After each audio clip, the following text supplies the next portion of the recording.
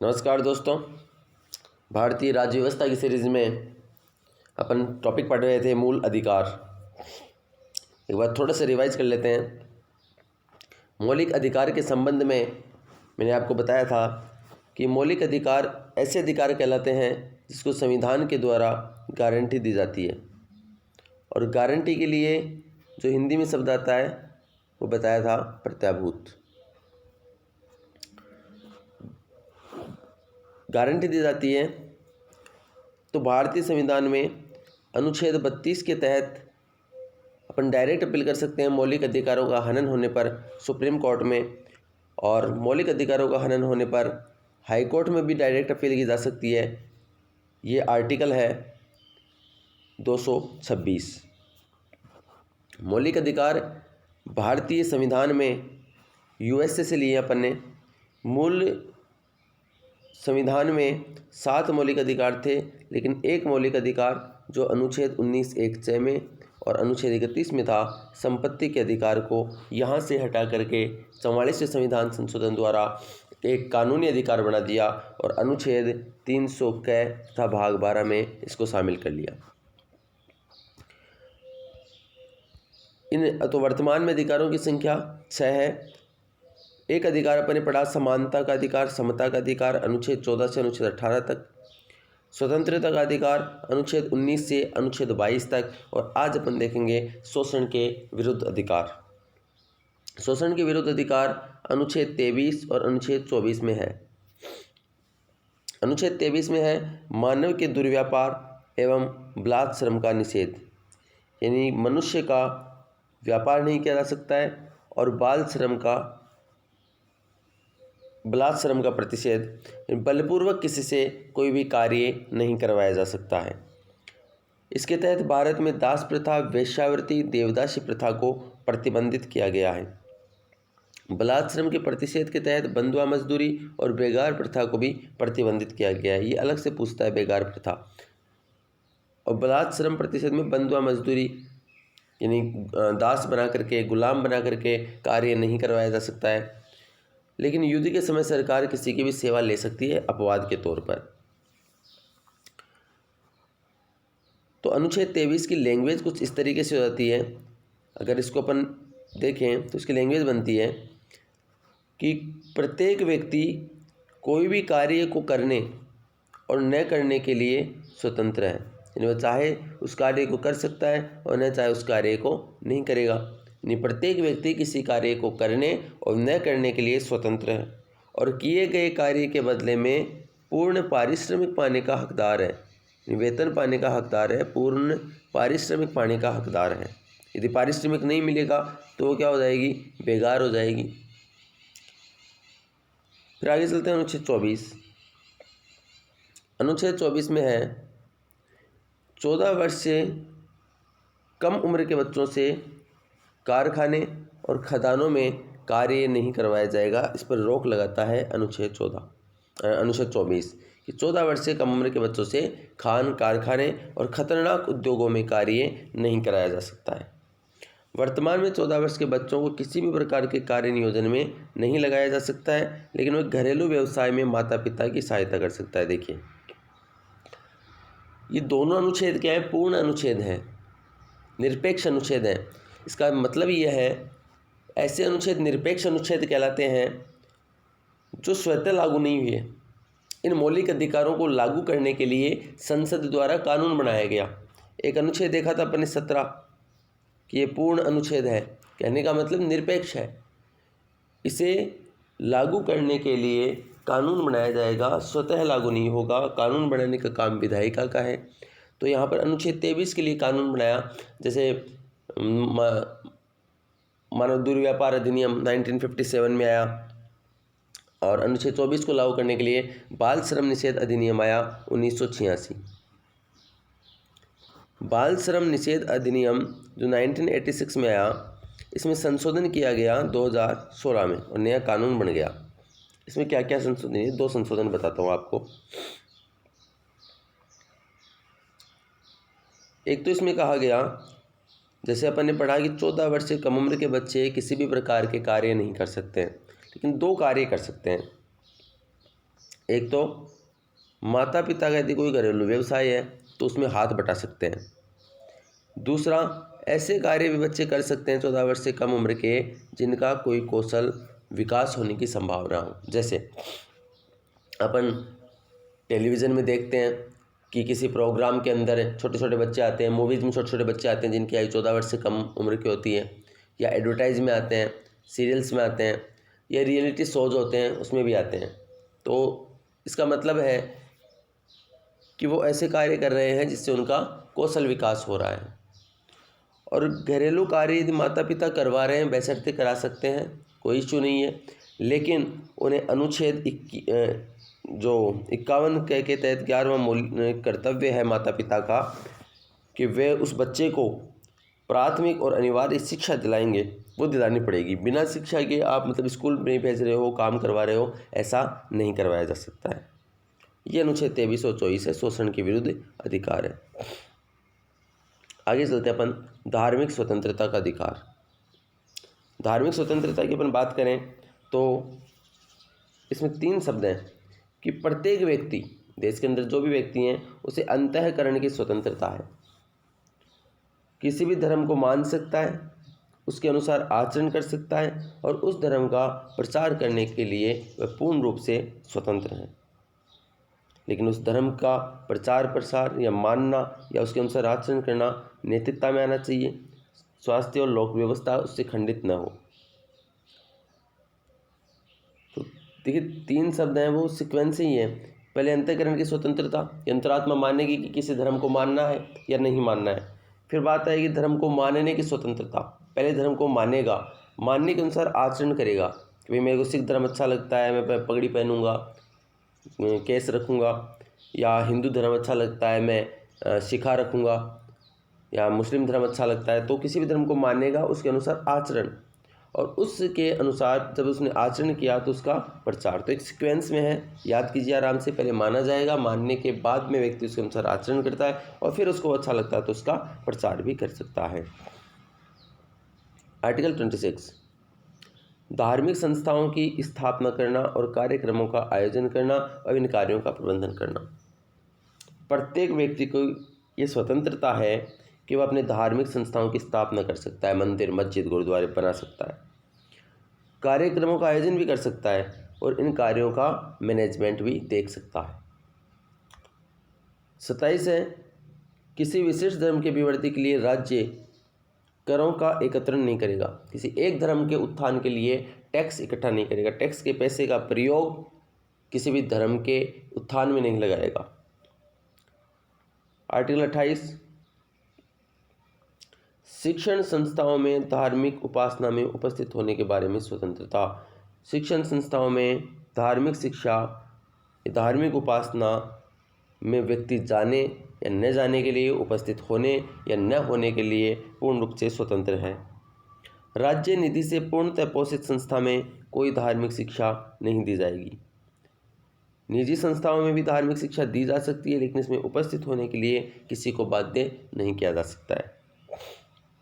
Simple बात है इसमें, केवल सीक्वेंस अपने को याद रखना है। सबसे पहले समानता का अधिकार पढ़ा अपने अनुच्छेद 14 से अनुच्छेद 18 तक, फिर स्वतंत्रता का अधिकार अनुच्छेद 19 से अनुच्छेद 22 तक, फिर शोषण के विरुद्ध अधिकार अनुच्छेद 23 और 24, धार्मिक शिक्षा, धार्मिक स्वतंत्रता का अधिकार अनुच्छेद 25 से अनुच्छेद 28 तक, और अब आता है संस्कृति एवं शिक्षा संबंधी अधिकार।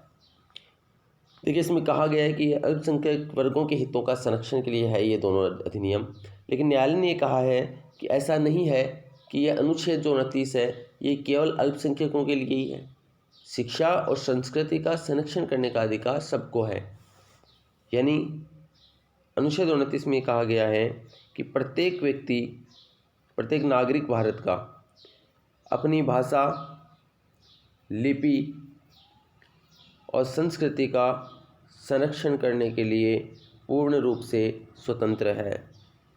अपनी भाषा, लिपि और संस्कृति का संरक्षण करने के लिए पूर्ण रूप से स्वतंत्र है। ये भी देखिए एक सीक्वेंस में ही है।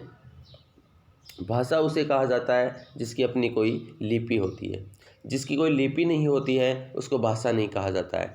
जैसे राजस्थानी को भाषा का दर्जा नहीं दिया गया, भोजपुरी को भाषा का दर्जा नहीं दिया गया, क्योंकि हिंदी भाषा विभाग ये कहता है कि इनकी खुद की लिपि नहीं है, ये देवनागरी लिपि जो कि हिंदी की लिपि होती है उसी की अपभ्रंश है।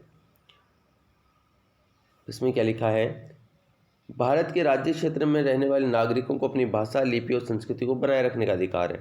राज्य नीति से सहायता प्राप्त करने वाले किसी शिक्षण संस्थान में, अभी ऊपर देखा था अपने 28वां अनुच्छेद कि राज्य द्वारा पोषित शिक्षण संस्थान में किसी भी नागरिक को धर्म, मूल, वंश, जाति, भाषा के आधार पर प्रवेश से वंचित नहीं किया जा सकता है। जैसे मदरसा है तो ऐसा नहीं है कि मदरसा के अंदर केवल मुस्लिम व्यक्ति ही पढ़ सकता है। आर्टिकल 30 है, अल्पसंख्यकों को अधिकार है कि वे शिक्षण संस्थाओं की स्थापना करें और उसका प्रशासन कर सकते हैं। यानी ये जो शिक्षण संस्थान होंगे इनमें धार्मिक शिक्षा भी दी जा सकती है। जबकि अपन 28 में क्या पढ़ा है कि धार्मिक शिक्षा पर प्रतिबंध है, जबकि यहाँ पर धार्मिक शिक्षा दी जा सकती है। शिक्षण संस्थाओं को सहायता देने में राज्य धर्म व भाषा के आधार पर भेदभाव नहीं करेगा। अनुच्छेद 29 का अधिकार अल्पसंख्यकों के साथ साथ अन्य वर्गों को भी उपलब्ध। मैंने आपको बता दिया है कि ये केवल अल्पसंख्यकों का अधिकार नहीं है। अनुच्छेद 29 ध्यान रखने की बात है, बहुत इंपॉर्टेंट बात है। फिर 31 जिसमें संपत्ति का अधिकार है, इसे 44वें संविधान संशोधन द्वारा 1978 में हटाई दिया गया है। अनुच्छेद 300 क में है, यहाँ पे लिख लीजिएगा आप, ये भाग 12 में है। भाग इसका इम्पोर्टेंट है, पूछता है, तो भाग 12 में संपत्ति के अधिकार को कानूनी अधिकार बनाया गया है। अब ये मूल अधिकार नहीं है, लेकिन ये संवैधानिक अधिकार है, संविधान में शामिल है इसलिए संवैधानिक अधिकार है, वैधानिक अधिकार है, संवैधानिक अधिकार है, कानूनी अधिकार है, यहाँ पे ये भी लिखा गया है।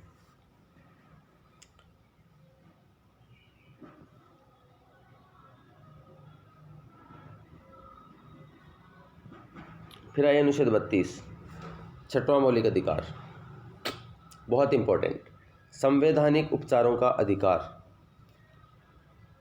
यानी संविधान में मौलिक अधिकारों का यदि हनन होता है, किसी भी व्यक्ति के मौलिक अधिकारों का हनन होता है, तो वह सुप्रीम कोर्ट में अपील कर सकता है। 5 प्रकार की रिट जारी करता है सुप्रीम कोर्ट। कौन कौन सी हैं? सबसे पहले है बंदी प्रत्यक्षीकरण। नाम से पता चल रहा है, पढ़ने से पहले इसको आगे पढ़ने से पहले अपन समझते हैं। नाम से पता चल रहा है बंदी का प्रत्यक्ष किया जाना है, देखा जाएगा बंदी को। बंदी का मतलब यहाँ पर ध्यान रखने की बात है कि केवल उस व्यक्ति से नहीं है जो जेल के अंदर कैद है। बंदी वो भी है जिसे अपन आए दिन समाचार पत्रों में पढ़ते हैं कि कोई मानसिक रूप से विक्षिप्त है तो गांव वालों ने मिलकर के उसे लोहे की जंजीर से एक पेड़ से बांध दिया, तो वो भी बंदी है। तो बंदी का प्रत्यक्षीकरण किया जाता है। कब किया जाता है? जब कोई रिट लगाए। ये व्यक्ति खुद भी रिट लगा सकता है, और यदि ये खुद नहीं लगाता है तो इसकी जगह पर कोई दूसरा व्यक्ति भी इसके बिहाफ की रिट लगा सकता है। अगर तो सुप्रीम कोर्ट ये आदेश देता है कि जिस व्यक्ति को बंदी बनाया गया है उसे न्यायालय के सामने सशरीर उपस्थित किया जाए। प्रत्यक्ष कब किया जाएगा? जब वह व्यक्ति उपस्थित होगा। कैसे? सशरीर। ये सशरीर वर्ड इसलिए ज़्यादा इम्पोर्टेंट अब हो गया है क्योंकि जैसा कि अपन जानते हैं कि न्यायालय आजकल वीडियो कॉन्फ्रेंसिंग के जरिए भी सुनवाई कर लेता है। तो हो सकता है कि किसी व्यक्ति को वीडियो कॉन्फ्रेंसिंग के जरिए सुनवाई करे तो उसका वास्तविक मूल्यांकन नहीं हो पाए, तो बंदी प्रत्यक्षीकरण। अब बंदी प्रत्यक्षीकरण निजी व्यक्ति के लिए भी जारी की जा सकती है, और सरकारी कर्मचारी जो होता है, सार्वजनिक अधिकारी, उसके लिए भी ये रिट जारी की जा सकती है। और न्यायालय इसमें आदेश देता है कि संबंधित व्यक्ति को न्यायालय के सामने उपस्थित किया जाए ताकि उसका सही से मूल्यांकन किया जाए। अब इसमें क्या लिखा है वो अपन देखते हैं। यदि किसी व्यक्ति को अवैधानिक तरीके से बंधक बनाया जाता है, इस स्थिति में न्यायालय ये रिट जारी करता है। ये सरकार तथा निजी व्यक्ति संस्था के विरुद्ध भी जारी की जा सकती है। दूसरा है परमादेश। पहले समझ में आ गया ना, बंदी प्रत्यक्षीकरण नाम में ही अर्थ छिपा हुआ है। ठीक है, जो चीज़ समझ में नहीं आई, निजी व्यक्ति, सार्वजनिक व्यक्ति, वो आगे क्लियर हो जाएगा। देखिए मैंडेमस, परमादेश। परमादेश क्या है? एक एग्जाम्पल से समझते हैं। अगर अपन मान लीजिए कोई मूल निवास प्रमाण पत्र बनाया और आनाकानी कर रहा है अधिकारी सिग्नेचर करने से किसी भी कारण से, मान लीजिए कोई उचित कारण ही है या हो सकता है कोई गलत कारण है, तो अपने को अपनी अपील की सुप्रीम कोर्ट में, तो संबंधित अधिकारी से न्यायालय ये पूछता है कि आप किस कारण से इस पर साइन नहीं कर रहे हो, इस पर सहमति नहीं दे रहे हो, तो ये केवल जारी की जाएगी किसको? सार्वजनिक अधिकारी को। यदि अपने कर्तव्य का पालन नहीं करता है तो उसे कर्तव्य पालन करने के लिए नहीं करने के लिए पूछा जाता है कि क्यों आप पालन नहीं कर रहे हैं, तो फिर वो उचित कारण दे देता है, और गलत होता है तो फिर न्यायालय उस पर कार्रवाई करता है। समझ लेना ये कब जारी की जाती है? जब कोई संबंधित अधिकारी अपने कार्य को न कर रहा हो तो न्यायालय का आदेश जारी करता है जिसमें कार्य न करने का कारण पूछा जाता है, और आदेश आप जानते हैं कि जवाब देना बाध्यकारी होता है आदेश में। न्यायालय ये रिट जारी करता है, ये रिट निष्क्रिय को सक्रिय करती है। निम्न के विरुद्ध ये रिट जारी नहीं हो सकती है: राष्ट्रपति, राज्यों के राज्यपाल, निजी व्यक्ति अथवा संस्था। मैंने आपको बताया कि सरकारी कर्मचारी के लिए ही जारी होगी। अगर किसी के विवेकाधीन शक्तियाँ हों, हाईकोर्ट का मुख्य न्यायाधीश यदि अपने न्यायिक क्षेत्राधिकार में कार्य कर रहा हो तो भी ये रिट जारी नहीं की जाएगी। संविदा की बाध्यताएं, अगर कोई एग्रीमेंट हो रखा हो। थर्ड रिट है प्रतिषेध। देखिए दोनों रिट, प्रतिषेध और उत्प्रेषण, ये होती है न्यायालयों के लिए। ये किसके लिए होती हैं? न्यायालय के लिए होती है। बंदी प्रत्यक्षीकरण निजी व्यक्ति के लिए, परमादेश रिट जारी की जाएगी सरकारी कर्मचारी के लिए, और प्रतिषेध उत्प्रेषण दोनों रिट जारी की जाती हैं न्यायालय के लिए। अब रिट जारी करने का काम होता है अनुच्छेद 32 में सुप्रीम कोर्ट का, अनुच्छेद 226 में हाई कोर्ट का। यानी सुप्रीम कोर्ट और हाई कोर्ट रिट जारी करते हैं। सुप्रीम कोर्ट, हाई कोर्ट और इसके नीचे के जो न्यायालय हैं उनको रिट जारी कर सकता है। हाई कोर्ट अपने नीचे के न्यायालय को रिट जारी कर सकता है, सुप्रीम कोर्ट को रिट जारी नहीं कर सकता है। तो लैंग्वेज में लिखा हुआ है यह केवल उच्चतर न्यायालय के द्वारा निम्न न्यायालय को जारी की जाती है। समझ पा रहे हैं आप कि उच्चतर न्यायालय सुप्रीम कोर्ट, हाई कोर्ट और नीचे के न्यायालय को जारी करेगा, हाई कोर्ट अपने के निचले के न्यायालय को जारी करेगा, तो उच्चतर न्यायालय निम्न न्यायालय को जारी करता है। ये केवल न्यायपालिका के विरुद्ध जारी की जा सकती है। कब जारी की जाएगी? यदि कोई न्यायालय अपने अधिकार क्षेत्र से बाहर जाकर कार्य करता है तो उसे रोकने के लिए रिट जारी की जाती है। जैसे राष्ट्रपति और उपराष्ट्रपति के निर्वाचन से संबंधित जो विवाद होते हैं उनकी सुनवाई होती है सुप्रीम कोर्ट में, और एमएलए और एमपी से संबंधित यदि निर्वाचन से संबंधित कोई विवाद होते हैं, एमएलए और एमपी के निर्वाचन से संबंधित कोई विवाद होते हैं तो इनकी सुनवाई करता है हाई कोर्ट। अब मान लीजिए कि राष्ट्रपति और उपराष्ट्रपति के निर्वाचन संबंधी विवादों की सुनवाई करने का अधिकार है सुप्रीम कोर्ट का, लेकिन ये सुनवाई करने लग जाए हाई कोर्ट, तो क्या ये अपने अधिकार क्षेत्र से बाहर जाकर कार्य नहीं कर रहा है? यदि कार्य कर रहा है तो सुप्रीम कोर्ट इसको प्रतिषेध रिट जारी कर देगा। अगली रिट देखते हैं अपन, उत्प्रेषण। देखिए मेरा प्रयास है एग्जाम्पल देकर के समझाने का ताकि आपको समझ में आ सके बेहतरीन तरीके से। उत्प्रेषण में ये भी रिट उच्चतम न्यायालय जारी करता है निम्न न्यायालय के विरुद्ध। बात वही है, कब जारी करता है? अधिकार क्षेत्र से बाहर जाकर कार्य करता है। दोनों में एक माइनर फर्क है, देखिए क्या है। इसके तहत उच्चतम न्यायालय उस मुकदमे को अपने पास मंगवाता है। यदि निम्नतम न्यायालय ने सुनवाई पूरी कर दी है तब भी जारी की जा सकती है। देखिए इसमें क्या फर्क है। प्रतिषेध में अभी केस चल रहा है, अभी तक निर्णय नहीं दिया है, जबकि उत्प्रेषण में क्या है? निर्णय आ चुका होता है। अगर कोर्ट में मामला लंबित है, उच्च न्यायालय में मामला लंबित है, निचले न्यायालय में मामला लंबित है, तब तो रिट जारी की जाती है प्रतिषेध। और यदि मान लीजिए निर्णय दे दिया और उसके बाद में पता चला कि ये निर्णय गलत था, अधिकार क्षेत्र में नहीं था इसके, तो कोई कौन सी रिट जारी करेगा? उत्प्रेषण। 1991 से रिट कार्यपालिका के विरुद्ध भी जारी की जा सकती है। दोनों में अंतर देखते हैं, प्रतिषेध और उत्प्रेषण में अंतर देखते हैं। आइए, प्रतिषेध और उत्प्रेषण। प्रतिषेध रिट निम्नतम न्यायालय को केवल रोका जा सकता है कि अभी तक सुनवाई हो रही है, निर्णय नहीं आया। इसमें तो सुनवाई हो चुकी है, तो क्या करेगा? केस की पूरी फाइल ही मंगवानी पड़ेगी। सुनवाई के दौरान जारी की जाती है, सुनवाई के दौरान भी जारी की जा सकती है, सुनवाई पूरी होने के बाद भी जारी की जा सकती है। यह केवल न्यायपालिका के विरुद्ध जारी की जा सकती है, जबकि उत्प्रेषण रीति कार्यपालिका और न्यायपालिका दोनों के विरुद्ध जारी की जा सकती है। अंतिम रिट है अधिकार प्रसा। अधिकार प्रसा नाम से पता चल रहा है, प्रसा मतलब होता है पूछना, अधिकार के लिए। किससे पूछेगा? न्यायालय पूछता है सरकारी कर्मचारी को, संबंधित अधिकारी को, यानी सार्वजनिक अधिकारी के विरुद्ध जारी होने वाली रिट है। संबंधित अधिकारी को क्या पूछेगा कि आप किस अधिकार से इस पद पर बने हुए हैं। आप किस, जैसे अपन आए दिन समाचार पत्रों में पढ़ते हैं कि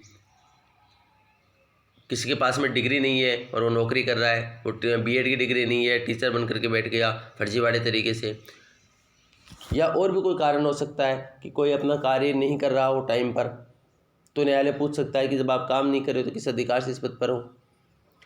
तो एक तो ये रिट केवल सार्वजनिक कर्मचारी के लिए रिट जारी होगी। एक बार रिवाइज कर लें, बंदी प्रत्यक्षीकरण किसके लिए जारी हो रही है? निजी व्यक्ति और सार्वजनिक अधिकारी दोनों के लिए एकमात्र रिट है बंदी प्रत्यक्षीकरण, जो निजी व्यक्ति और सरकारी कर्मचारी दोनों के लिए जारी होती है। और निजी व्यक्ति के लिए जारी होने वाली भी एकमात्र रिट है। अधिकार प्रसा और परमादेश सार्वजनिक अधिकारी के लिए जारी की जाती हैं, जबकि प्रतिषेध और उत्प्रेषण रिट जारी हो रही हैं न्यायालय के लिए, न्यायपालिका के लिए। अधिकार प्रसा भी क्या है कि एक तो सार्वजनिक कर्मचारी के विरुद्ध जारी होगी। दूसरा पॉइंट, इसमें न्यायालय संबंधित अधिकारी से पूछता है कि आप किस अधिकार से इस पद पर बने हुए हो। तीसरी और इम्पोर्टेंट बात, ये एकमात्र ऐसी रिट है जो न्यायालय का विवेक अधिकार है। विवेक अधिकार का मतलब बंदी प्रत्यक्षीकरण, परमादेश, प्रतिषेध, उत्प्रेषण न्यायालय को जारी करनी ही करनी पड़ेंगी यदि किसी के मौलिक अधिकारों का हनन हो रहा है तो। लेकिन सॉरी, तो ये रिट जारी करनी ही पड़ेंगी, लेकिन अधिकार प्रसा रिट जारी करना या न करना न्यायालय का विवेक अधिकार है। अब देखते हैं इसमें क्या लिखा है। अधिकार प्रसा में, यदि कोई व्यक्ति ऐसे किसी राजनीतिक व प्रशासनिक पद पर नियुक्त है जिसके लिए उसके पास पर्याप्त योग्यताएं नहीं है, इस स्थिति में उसके विरुद्ध ये रिट जारी की जाती है। ये नियुक्त करने वाले के विरुद्ध जारी नहीं की जाती है, बल्कि नियुक्त होने वाले व्यक्ति के खिलाफ जारी की जाती है। अब उच्चतम न्यायालय की रिट अधिकारिता और उच्च न्यायालय की रिट अधिकारिता क्षेत्र की बात करते हैं। देखिए, दोनों न्यायालय 500 रिट जारी कर सकते हैं। दोनों न्यायालयों को ये अधिकार है कि ये सभी रिटें जारी कर सकता है। उच्चतम न्यायालय अनुच्छेद 32 के तहत जारी करता है और हाई कोर्ट अनुच्छेद 226 के तहत। ध्यान रखने की बात है कि जब अधिकार क्षेत्र की बात आएगी रिट के संबंध में, तो रिट की अधिकारिता क्षेत्र हाई कोर्ट की सुप्रीम कोर्ट से भी ज़्यादा है। कैसे? सुप्रीम कोर्ट केवल मौलिक अधिकारों के संबंध में रिट जारी करता है, जबकि हाई कोर्ट मौलिक अधिकारों के साथ साथ कानूनी अधिकारों के संबंध में भी ये रिटें जारी कर सकता है। और अपन डिटेल देखते हैं। सुप्रीम कोर्ट रिट जारी करने के लिए बाध्य है क्योंकि उसे शक्ति अनुच्छेद 32 से प्राप्त होती है और अनुच्छेद 32 नागरिकों का मौलिक अधिकार है। तो स्वयं मौलिक अधिकार में कह दिया कि मौलिक अधिकार क्या होगा? जिसे संविधान द्वारा गारंटी दी गई है, और इससे अधिकार को शामिल कर लिया मौलिक अधिकार में, यानी स्वयं मौलिक अधिकार है जिसे गारंटी दी गई है अनुच्छेद 32 को, तो सुनना ही पड़ेगा इसको उच्चतम न्यायालय के द्वारा। हाई कोर्ट रिट जारी करने के लिए बाध्य नहीं है क्योंकि अनुच्छेद 226 मूल अधिकार नहीं है। बहुत इंपॉर्टेंट पॉइंट है। सुप्रीम कोर्ट केवल मूल अधिकारों के हनन होने पर रिट जारी करता है, अन्य मामलों में रिट जारी नहीं कर सकता।